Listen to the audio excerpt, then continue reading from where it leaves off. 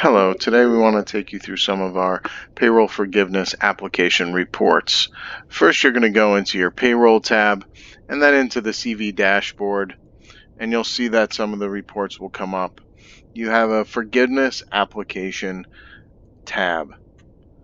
Once you click on that tab, you're going to choose your period. We're going to use a 24-week period because that seems to be the most common right now.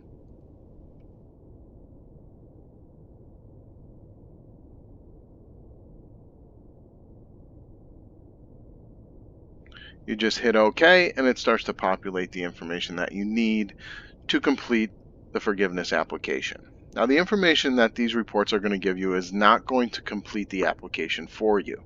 It is to assist you in the process of completing the application.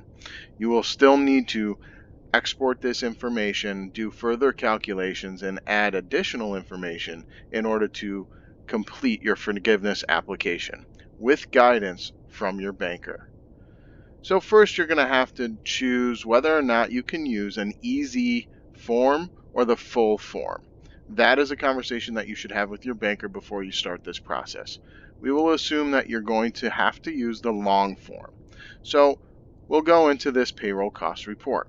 Like I said, this is some of the data that you will already need for your forgiveness application. Now, the second report here is the shareholders report. If you do have shareholders, we just have to properly identify them in our system, and then this report will populate for you. The next two reports are the 8-week reports. We did not do an 8-week cycle, but if you do an 8-week cycle, these are the reports that you would use. We did a 24-week cycle. So you have the table 1 for the 24-week and the table 2. We'll start with the table 1. The application date should match your end date in our system. This will allow for proper calculation of the wages. It's that quick. All the data that you need to complete Table 1, Schedule A of the 3508 forgiveness application is in here.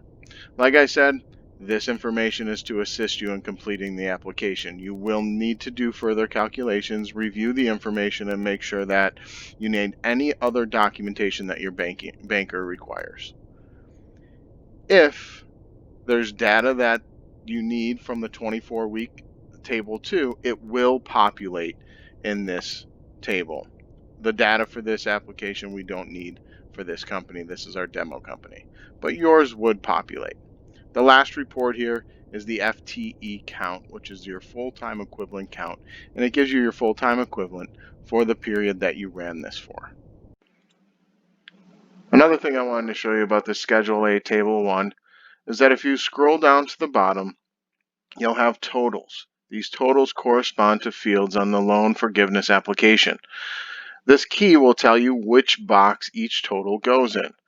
Again, there may be additional calculations that you need to do before entering that information into the loan forgiveness application, so please make sure the numbers are correct.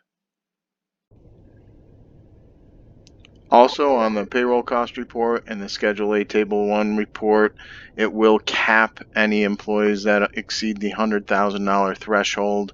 So if you do not see a total gross for those employees, that's because it is capping them at the SBA limit. I want to show you how to export any of these reports to Excel, PDF, or CSV.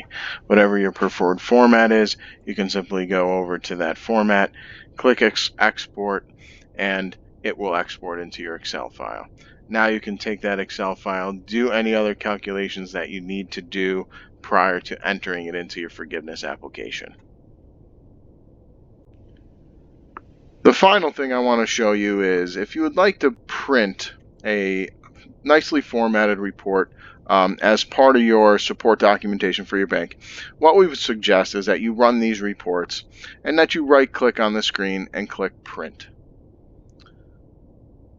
Make sure that your layout is landscape. Then under custom settings for scale, around 90 or so will allow you to get all columns on one page.